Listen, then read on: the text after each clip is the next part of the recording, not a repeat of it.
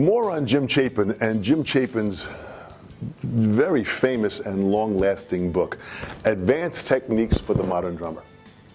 This is an important study of drumming history, and this book, in the evolution that it has gone through, was an important part of the process of every major drummer's learning ability. Because the drumming process of what this book taught us was to give us independence, hence Jim was the father of independence, as his title had become. And it started with this book. He wrote the book out, and in 1948 published it. And it was actually his mother that published the book. Jim was teaching these individual sheets that he had, and his mother said, boy, why don't you put this together? They went to a printer and printed the book. And they printed the book with a blue cover and a red binding. And this red, they called this a GBC plastic binding, was on the book. And of course, this book here that spoke about that, the original book that revolutionized drumming, often imitated and never equaled. And that really was true. There were many books that came out about independence, but nothing ever equaled this. And this book still, to this day, sells thousands of copies a year worldwide. Again, first published in 1948. So as the story goes, Jim had put this together and sold the book, and Jim lived in Sag Harbor on the end of Long Island with his wife Manya, and they, she really kind of organized the book as far as orders would come in. Since it was a self-published book, orders would come into the house and they would package it and box it and send it out. So the book really was an amazing journey of income for Jim and his family for many, many years. So what happened towards the end, when Manya had passed away, Jim was kind of organizing the book, and the sales were not always making it happen because Jim was just not as organized as his wife was to get the orders out. So Jim had asked me to come by and help him with the book and create the sales and make it happening. So I asked Jim, I said, Jim, what are you selling the book for? And at the time, he was selling the book for about $8. And I said, okay, that's fine. And I said, the last edition of the book came out, and it looked like this. It had a white cover with a blue lining around it with that plastic GBC red binding. I said, Jim, why, after all the years of the book looking like this, why did all of a sudden the edition happen here? So Jim said, well, the local printer here on Long Island ran out of blue ink. I said, what? He said he had no blue ink. So he just kind of made it white with a blue trim around there. I said, you can't, this is not his decision to make. This is like telling Coca-Cola, we have no more red. We're going to make your can orange. I mean, that look of this, so this was the last self-published edition of the book. So I had always asked Jim, I said, Jim, wouldn't it be great if there was a recording of you playing all of the different exercises in the book, so there could be a recording that could come with it or a digital download that could happen that could help us to hear how the independence was to work. And Jim said, well, I did record the book back in 1963. I said, well, fantastic. I said, well, where is the, tapes? Where's the recording? He said, Mom, it's lost. I said, oh, man, that was many years ago. It was lost. I said, well, maybe someday we can do it again. And we never did re-record him playing it. So finally, one day, Jim had said he needed a little bit of money. So I said, well, Jim, how about I come over to your house, I'll drive out there, and I'll buy a box of books of 100 books. Give me 100 books, I'll give you the cash, I'll have the money, I'll have the books, which I'll sell in my studio. So he said, boy, that'd be great, that would be helpful. So I drive out to Sag Harbor, which is way on the end of Long Island. And I go out there, and I get to his house, and at this point his house was a bit messy.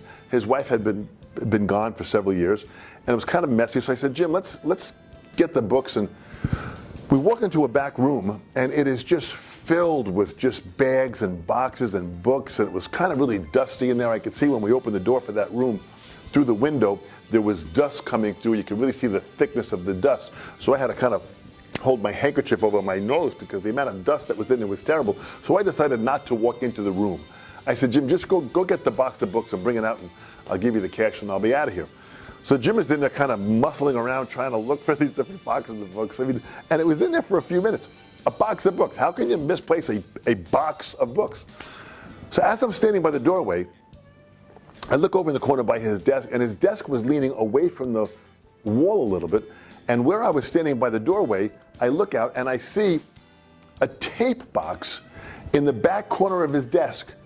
And I look at it and I said, Jim, what's the recording? It was like about a 2-inch or a 2.5 inch tapes. It was a big box. He said, well, I'm not sure what it is. Go get it. So now with my handkerchief over my mouth, I kind of walk in the room and I kind of get in there and I'm holding this thing over and I get it. And I move the desk out of the way and I see the box and I take the box out. It's completely dusty and I bring it back to the entrance of the door where I was standing. And as I stood there, I open it up and inside the box it says Advanced Techniques for the Modern Drummer. So I said, Jim, what is this tape with the title of your book on the box? What is this? He said, you found it. I said, I found what? He said, that's the recording that I recorded in 1963. Well, this was now 2003. This is 40 years later. I said, Jim, this is it? I said, who's going to believe this story? I got the tape. This is incredible. 40 years old the tapes are. I have them in my hand, but I could see the tape was kind of brittle.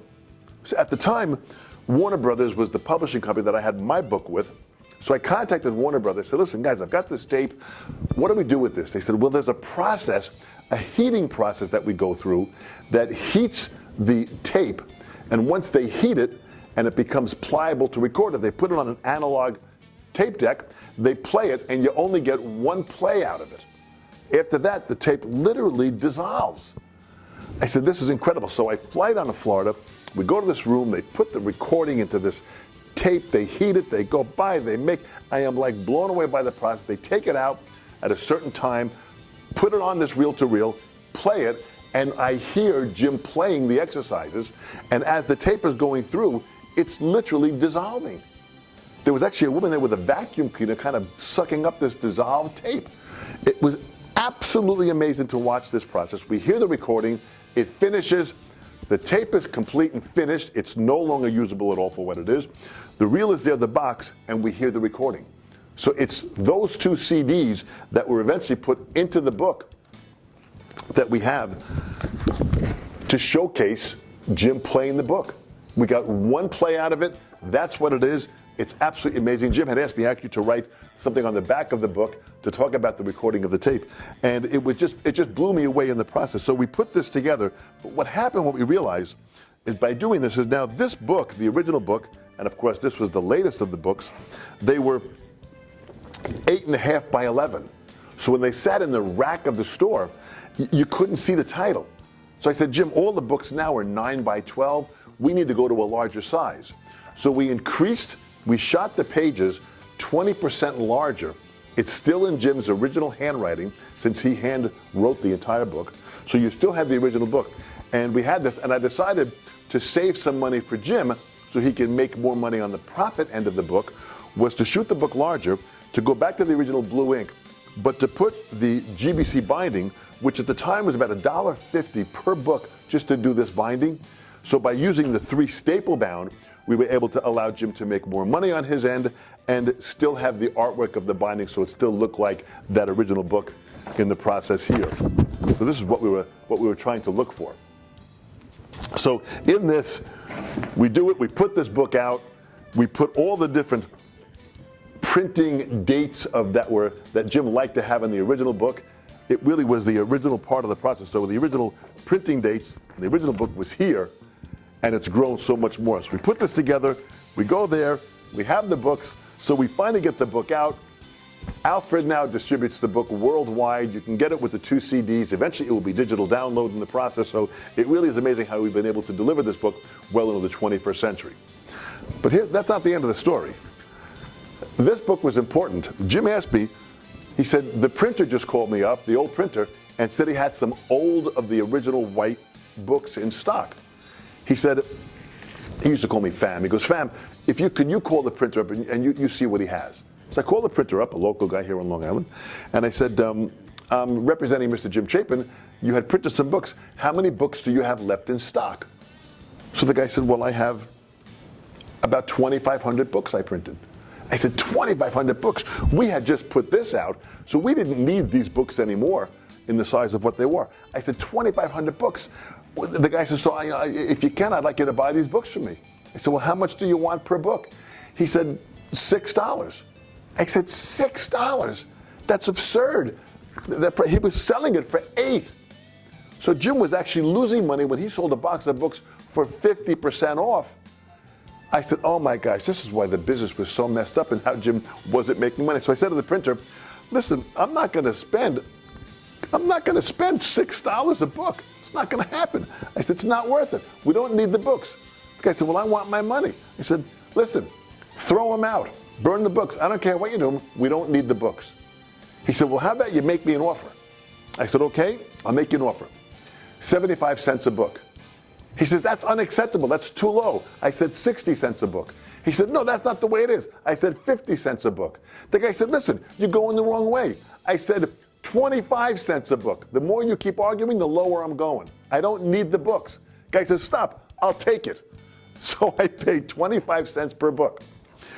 I sell the book on my website, and I had Jim sign every book. Jim came by at one point. I said, Jim, sit down. I had my 3 boys sit down at our picnic table outside. Jim signed the books. My boys put it in front of him, put it in the box. We have the book signed. We sell the book for about $10 on my website. And I do this because all the proceeds from this book go back to the Jim Chapin Scholarship, which I have involved with PAS.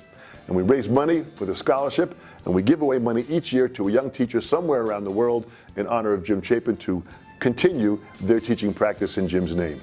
So these books I have for sale on my website.